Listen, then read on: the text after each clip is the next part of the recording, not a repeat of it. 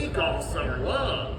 We finish off each of those days with the trial of Jack McCall. Right down the street in the Wild Bill Theater. Now by applause, how many of you folks have heard of Jack McCall?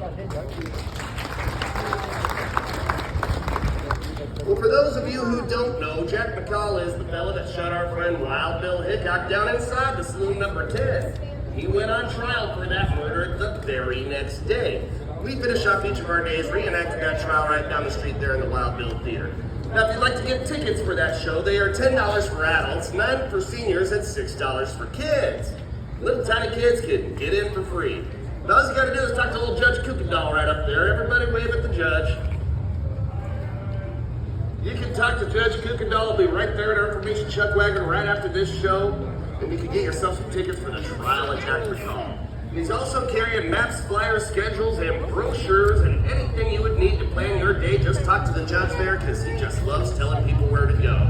But like I said, you can get your tickets for the trial of Jack McCall right there, right after this show. We are in our 99th year of production of that play. It's one of the longest running stage plays in America. A lot of fun for the whole family, very kid-friendly, and it is definitely a must-see while you are here in Deadwood, so you should definitely check that out. Now, my name is Marshall Con Stapleton, and before we get started here with this here gunfight, I've been looking around town today, and there is a lot of folks around. And I think I need a little extra help. So I'm swearing some of you folks to be official Deadwood deputies. So I'm gonna need all the kids to stand up for me right where you're at. Stand up, guys. All of you, come on now, don't be shy. Big kids, little kids, even grown-up kids if you want. Now raise your right hands. Oh, and first I need you all to yell for me really loud. Can you do that?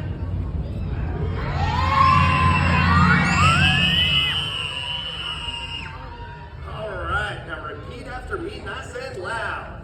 I state your name. Promise to obey the laws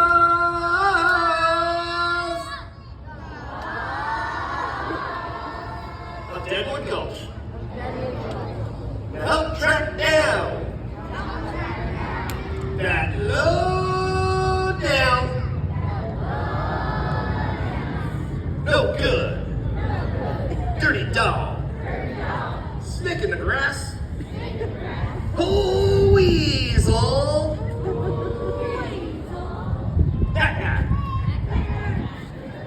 Never ever Does the dishes for his mama.